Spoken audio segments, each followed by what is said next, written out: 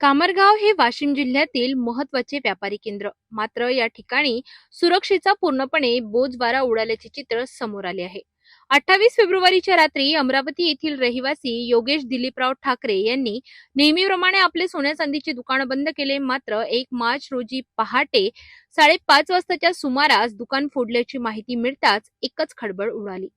अज्ञात चोरट्यांनी दुकानाचे चॅनल गेट आणि शटरचे कुलूप तोडत आत प्रवेश केला आणि दुकानातील तब्बल 2 किलो 70 ग्रॅम चांदीचे दागिने, देवघरातील वस्तू आणि जुनी मोड असा एकूण 4,90,000 रुपयांचा ऐवज लंपास केला. या घटनेनंतर स्थानिक व्यापाऱ्यांनी पोलीस प्रशासनाविरोधात तीव्र संताप व्यक्त केला. गावात रात्रीची गस्त होत नसल्याचा आरोप करण्यात येत आहे.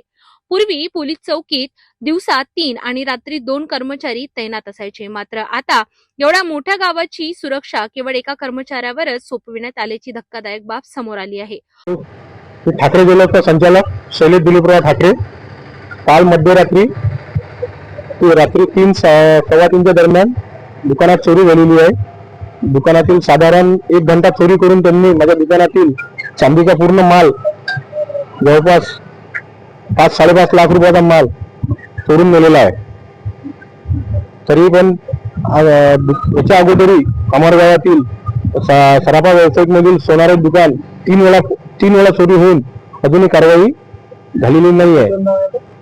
आता ही 4थ्यांदा चोरी झालेली आहे. त्याआधी काही कारवाई करण्यात आली का?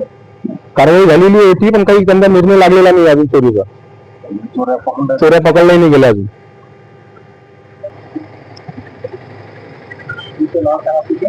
शिवाजी किसनराव शिंदे पाटील, श्री खंडोबा ज्वेलर्स संचालक सर. तसेच याच्या अगोदरही आपल्या कामरगाव नगरीत 2019 मध्ये 2 ते 3 वेळा चोरीचा प्रयत्न झालेला आहे.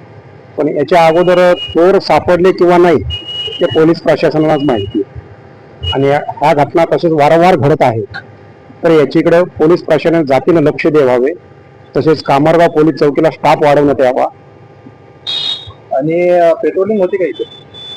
पेट्रोलिंग होते किंवा नाही याच्याबद्दल दुमत आहे. आणि तसेच कामरगावचा पोलीस चौकीला स्टाफ वाढवले तर पेट्रोलिंग जास्तीत जास्त करण्यात यावा. आणि कामरगाव नगरीत तसे सराफांची दुकानं 13 ते 14 आहेत. विशेष म्हणजे ठाकरे ज्वेलर्स मध्ये याआधीही 2 ते 3 वेळा चोरी झाली होती. मात्र एकाही प्रकरणाचा छडा लावण्यात पोलिसांना यश आलेले नाही. आम्ही रात्रंदिवस मेहनत करून व्यवसाय करतो, पण आमचा माल सुरक्षित नाही, असा संतप्त सवाल व्यापाऱ्यांनी उपस्थित केलाय. जोपर्यंत पोलीस गस्त वाढवली जात नाही आणि पूर्ण क्षमतेने कर्मचारी तैनात केले जात नाहीत, तोपर्यंत आंदोलनाचा इशारा ग्रामस्थांनी दिलाय. सध्या या प्रकरणाचा पुढील तपास पोलीस करीत आहेत.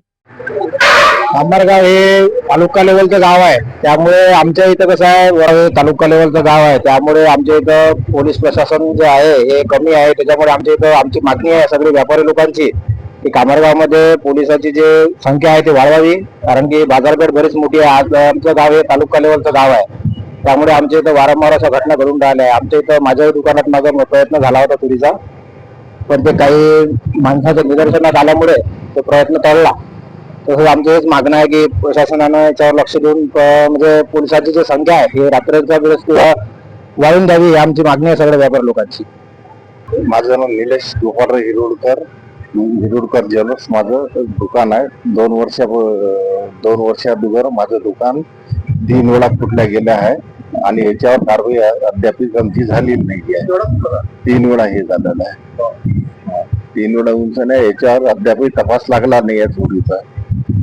आणि त्याच्यानंतर आता यांचं ठाकरे ज्वेलर्स हे दुकान हे झालेलं आहे. मी पवन वर्मा, श्री साईनाथ ज्वेलर्सचा संचालक. माझ्या पण दुकानामध्ये 2019 साली चोरी झाली होती. माझ्या दुकानातली पूर्ण तिजोरी त्यांनी नेली होती, पण आतापर्यंत पण निर्णय लागला नाही आहे. त्याच्यानंतर 4 ते 5 वेळा चोऱ्या पूर्ण झालेल्या आहे, तरी पण त्याचा काही निर्णय वगैरे या इथेच लागलेला नाही आहे. मागं आम्ही प्रयत्न खूप केले होते की चोरीचे ते पूर्ण नियोजन लागावं, पण त्यांनी काही नियोजन लागू दिला नाही आहे. आता इथं पण ठाकरे ज्वेलर्स मध्ये चोरी झाली, त्यांची पोलिसांची काही त्याच्यात इन्व्हॉल्वमेंट काही दिसत नाही आहे आम्हाला. आमची मागणी एवढीच आहे की हे चोरीचं पूर्ण नियोजन पूर्ण लागला पाहिजे. कारण एवढ्या चोऱ्या वारंवार होत आहे, तर त्यांना आम्हाला पण भीती आहे की आणखी पण आमच्या दुकानात चोरी होईल नाही होईल त्याची गॅरंटी नाही आहे. सुरक्षित नाही आम्ही सुरक्षित नाहीये.